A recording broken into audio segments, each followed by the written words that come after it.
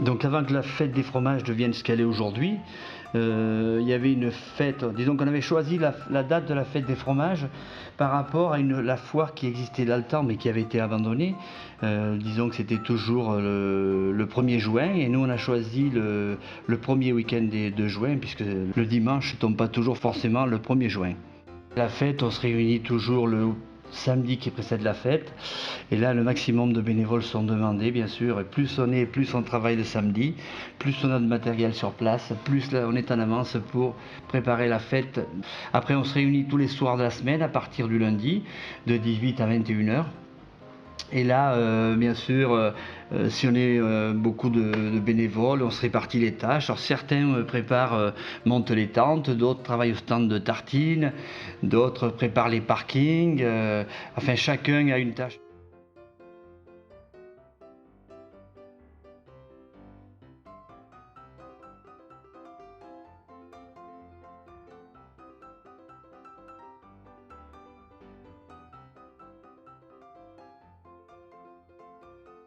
Début janvier, on commence à faire les budgets prévisionnels, tout ça, pour demander les subventions, que ce soit au conseil général, au comité de communes.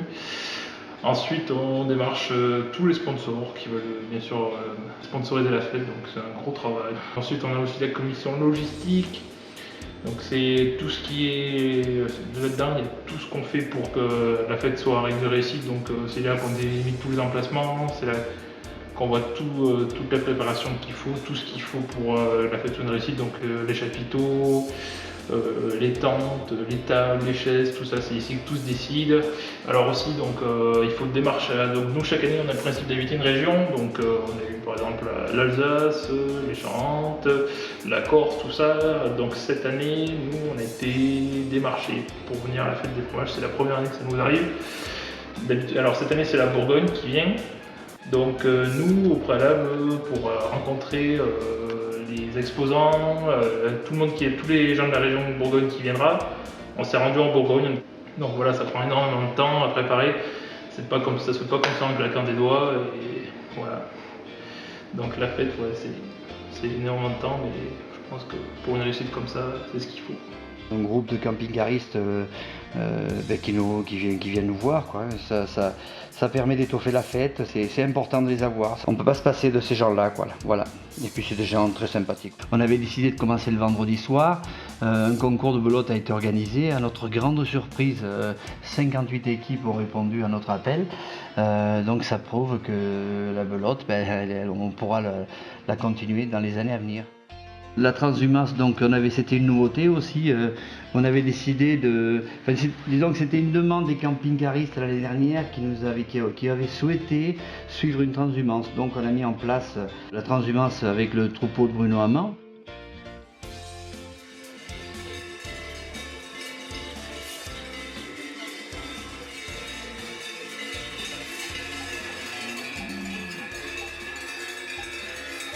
Oui, donc ça sera la 7e édition que je participe à la fête des fromages avec mon troupeau.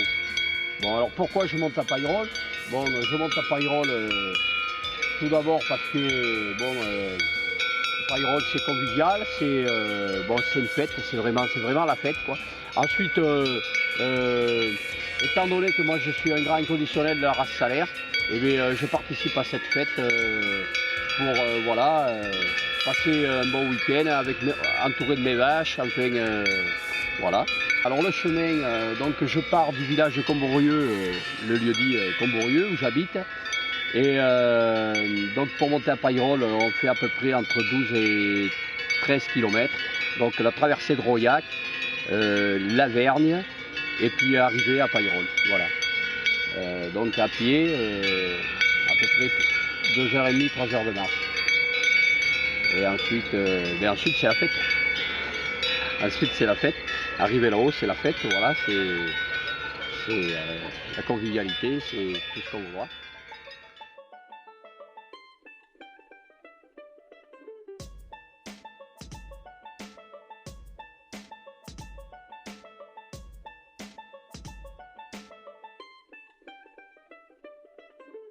Donc la ronde des Burons, on ouvre 5 burons.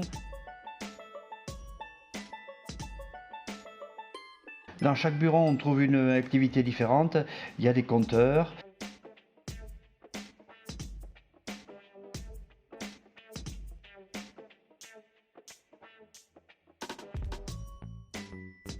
Il y a de la gastronomie, il y a des groupes de musique.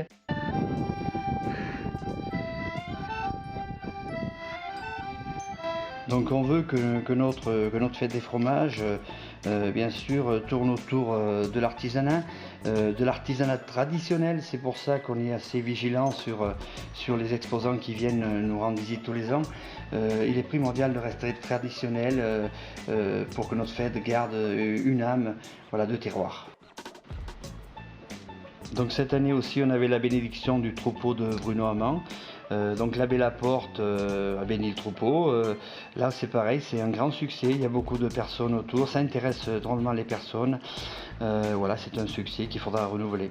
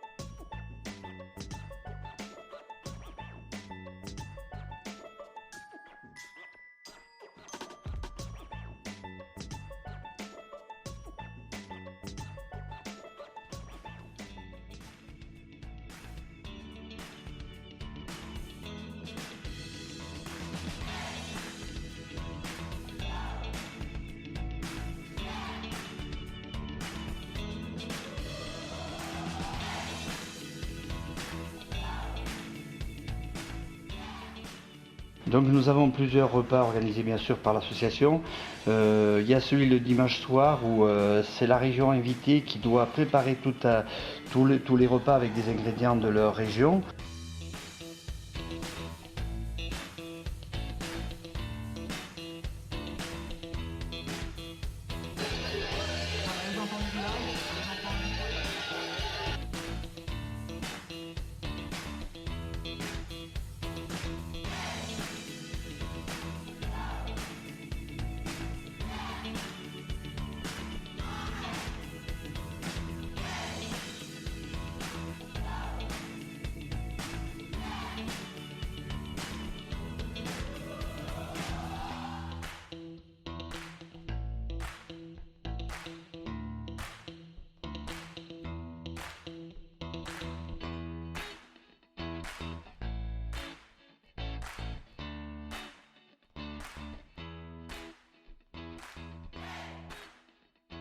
Donc on va parler aussi peut-être un peu du stand des tartines.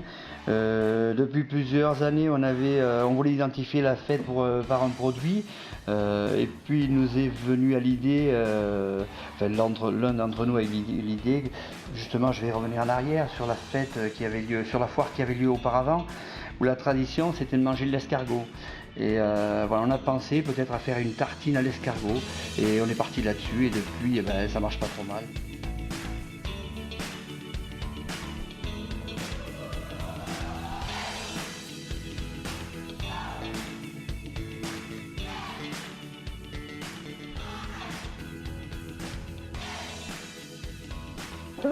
$3,80, allez, on est parti, $3,80, $3,80 ici, $3,90, $4,10, €4, €10, €20, €20, €30 pour la 4,40, $4,40 pour la 4,50, $4,40 ici, $4,50 ici, $4,60 pour la 4,70, $4,60 pour la 4,70, $4,60 ici, $4,70 pour la 4,80, $4,70 pour la 4,80, $4,70 pour la 4,80, $4,80 pour aller à...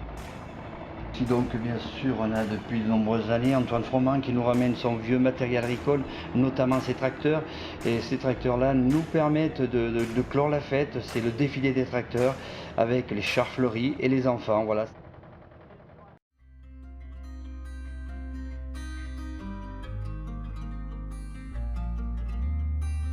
Des chars fleuris qui demandent bien sûr du travail depuis plus de 3 mois. Et là, ils se réunissent tous les samedis. C'est un travail de titan, c'est choisir déjà le thème de ce que seront les chars fleuris. Après, c'est le montage, c'est la préparation du montage. Mais là, heureusement qu'il y a une équipe très dynamique qui se réunit tous les samedis, je me répète.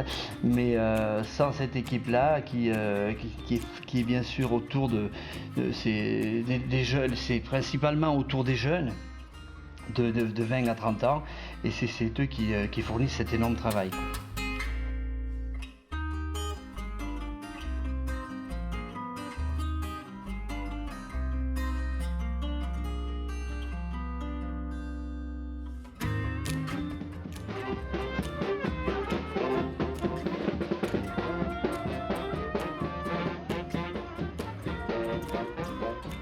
Alors sur les bénévoles, bien sûr, une fête sans bénévoles, ça n'aurait pas lieu.